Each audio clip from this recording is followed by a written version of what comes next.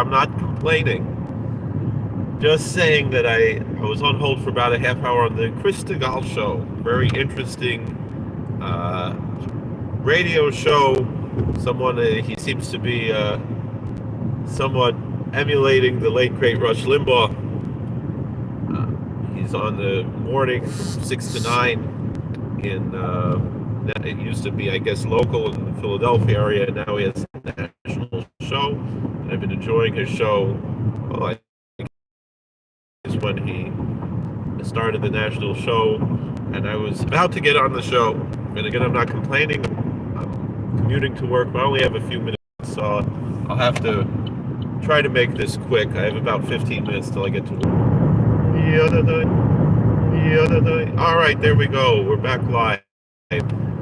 So his question was turning their backs on Israel. He says, it's obvious why the people on the left, they don't support Israel. And he had someone from Breitbart News who was commenting, an intelligent young man, or I don't know, young, he sounded young, talking about this issue. And so first I want to say, my elevator pitch to answer that question before we get into some other issues that he brought up and other issues as well. So one thing he said is we can walk and chew gum at the same time. You can criticize some Israeli actions without supporting Hamas. And I think that hit the hammer on the head. A lot of people don't see that nuance, and they're unable to really figure that out, of how to balance that nuance of, as he said, walking and chewing gum at the same time. And so I want to explain that a little bit more. So, for those who don't know me, I'm an ultra-Orthodox Hasidic Jew. I was not raised in that community, but I do send my an anti-Zionist school. But an anti-Zionist community that, for the most part, supported President Trump and also supports Israel in their own way. There's an apocryphal story, I don't know if it's really true, that when the war began in Gaza, that one of the Satmar Rebbes sent food to the soldiers, the Jewish soldiers, so they should be able to have what is necessary for the Sabbath devotions. This is someone who does not support the state of Israel, but sees his fellow Jews have a religious need. And not only that, but part of the story even said, this is not about Zionism, they're fighting Nazis, that Hamas are Nazis, and so I wonder if he organized that together with his nephew, who actually quite scandalously joined the Israeli army. And for those who are unfamiliar with all of these different nuances, I can understand how this can be very confusing. And that brings up really... all right, sorry for the interruption. So, what I was trying to describe is, again, this ability to walk and chew gum at the same time. That's the question. Can you support Israel without it being theological? Can you even have a theological opposition to the state of Israel being a Jewish state or some other issues, and yet support Israel, recognizing it as an American ally or a stronghold of Western values in a volatile part of the world, and kind of a buffer, in a sense, for Western, particularly American interests? And so we understand the people on the left who have a totally different viewpoint of this. The same people on the left would say, we should just give, with all the land acknowledgments and so forth, give all of our land back to the Native Americans, which most Native American people today understand that that's not the way the world works. As much as they mourn the loss of what they had, they also celebrate the things that they've gained. Very similar to, what we have in Judaism. We just went through Tisha B'Av, 3 weeks of mourning for the destruction of the temple. And understanding our loss and understanding our exile, and yet understanding also God's providence in the world that we have right now and the way that things are, and that it's not some kind of divine mistake that the Jewish people are in exile, but it's rather part of a divine plan. And yet many Jewish people reject that. They believe, in religious Zionism or secular Zionism for that matter. And some religious people support secular Zionism. So it's a very complicated thing, but I wanted to really focus more on the question at hand that Chris DeGaulle brought up on the radio, because when he's referring to people on the right, he's probably referring to Christians on the right.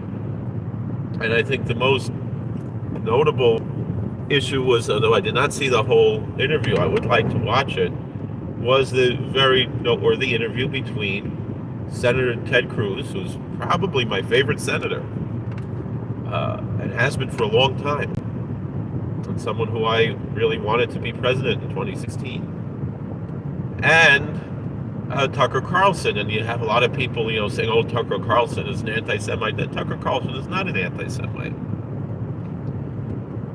What Tucker Carlson is an Episcopalian. And there's a difference between the theology of Episcopalian, the theology of, I assume, either Baptist or non-denominational. I'm not exactly sure what Ted Cruz's denomination is. A non-denominational is a denomination. But Ted Cruz is certainly a Christian Zionist. Someone, probably along the lines of John Hagee's theology. The mainline Christians are actually quite liberal, but also have a different view and totally reject the idea of Christian Zionism. That's one of the main ideas of pretty much all of the mainline Christian sects. Christian denominations. I don't think the word sect is considered politically correct. Denomination is probably the better term, that reject Christian Zionism. But what I think a lot of people fail to realize is that as I reject a theological aspect, but still support or not support the state of Israel in their war, or even not support the state of Israel, but also not support Hamas. I think that's the next part that people have to understand, is that even rejecting the state of Israel does not equal supporting Hamas, although it generally does, but it doesn't have to. There's another option. Why don't we say Gaza should go back to Egypt? There never was a Palestinian state, but Gaza was part of Egypt until 1967. Israel won that land, and because they failed to annex it, because they were afraid of the Arab majorities in those areas overtaking the Jewish majority in the state of Israel, they had this quasi limbo state, which is an occupation, and that's why there was all these calls, stop the occupation. Well, there are two ways to stop the occupation. One is to give it up, and the other is to annex it. And annexation, which is what's on the table right now, is ending the occupation. Because Israel didn't end their occupation of Gaza in 2005, and yet, we see what happened. And some people have somewhat of a conspiracy theory, which I had already heard in 2005, of maybe that was the plan all along, but it's a pretty awful plan as we see what happened, with October 7th. But nonetheless, that's neither here nor there. Now, but that's essentially the message that I'm bringing out here, is that there are different views, but a lot of people don't understand nuance. They can't chew gum and walk at the same time. Walk and chew gum at the same time. They don't understand that, you can have what they call either replacement theology, and that's considered to be politically incorrect, or covenantal theology, and reject Christian Zionism as a Christian, and yet nonetheless not support Hamas. You don't have to support Hamas just because you reject Zionism. From a theological standpoint, particularly if you understand that the state of Israel is a valuable ally to these United States and to the West, whether or not one agrees with this. Now, this was saying, Jimmy Shinkushi, I understand racist apartheid. Now, the state of Israel is not engaging in apartheid. You have within the state, and I am strongly anti-Zionist, but I don't lie. I don't believe in lying. I mean, I might, I might not be, perfect. I try my best, but I try my best to reject these lies and this whole idea. Jimmy Shatatsky, why not have one state with equal rights for all its inhabitants? That is the state of Israel. The state of Israel is one state with equal rights for all its inhabitants. Now, the reason why they're not annexing the land is because they're afraid that the Arab populations will overtake democratically. So they have this Arab minority that has equal rights in the state of Israel, which Jews do not have in Gaza. But I agree with you. And again, it's none of my business. I'm an American. It's none of my business what the hell the Israelis do. But I agree with you. But I think the best way to accomplish that is Israel should annex the land that they won and extend at least a path to citizenship if the people can prove that they're not terrorists, that they're not, so then give them equal rights and forget it. And I agree, forget about this whole idea of a Jewish state. I'm against the idea of a Jewish state. But I think the way to do that is for Israel to annex the land that they won, not to hand it over to Hamas, or if that doesn't work, give Gaza back. I think it could work in the West Bank. I don't think it could work with Gaza right now. I think it's too late. But give Gaza back to Egypt. There never was a Palestinian state. Palestine was a region. It's a name that the Arabs can't even pronounce Palestine. They call it Palestine because they don't have the letter Pei in the Arabic alphabet, so they call it Palestine. Not that makes a difference, and of course, as human beings, they should have human rights and so forth. But that doesn't mean they can make up this nonsense of a Palestinian identity. What it has to be is either give it back to Egypt. I think that's the best plan for Gaza, but unfortunately, Egypt doesn't want it. And that's the problem that we have now.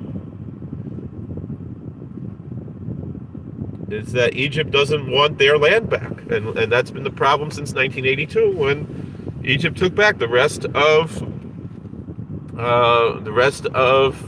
Sinai, and they did not take back Gaza, and that's pretty much why we're in the problems that we have now. But as far as how Israel treats Israeli Arabs, it's very clear that Israel treats the Israeli Arabs totally equally as equal citizens. They are in the Knesset, they're in the Supreme Court, and as opposed to if Hamas would take over, or even Fatah or PA, they're not going to give equal rights to anybody else. That's not going to. So again, I'm strongly anti-Zionist. I oppose the idea of a Jewish state, but it's going to work out much better if Israel annexes this land. But again, that's none of my business what they do. I'm an American. I have nothing to do with them. But that's the situation I'm in. Now, there's a separate issue that I wanted to bring up. Is this but I don't have time now. I think the one thing that needs to be done on the right in America is there needs to be an outreach to the Muslim world, the Muslim American community, because they have much more in common with us in the Republican Party than they do with the left. And so, what really has to be exposed is how, a lot of these people like Mamdani and these other characters are not really Muslim. That's a separate issue, because how can you be a Marxist and a Muslim at the same time? It makes no sense.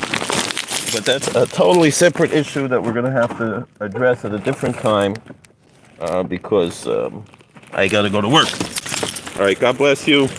Please like, share, and subscribe, comment, and we'll have to talk about this more in depth later. But I do think President Trump is doing a great job. I saw the Visa Heistus, the iftar that he made, and during Ramadan, things like that. These are the types of things that the Republican Party has to work on, doing more outreach to Muslim Americans and to reduce these types of things. Again, that's a totally separate issue, and that's something else I wanted to bring up in this, if I got onto the radio, but I didn't, because of the infrastructure, I guess. There's a lot of areas, in these rural areas, where you don't have good reception, and so that's a separate issue there.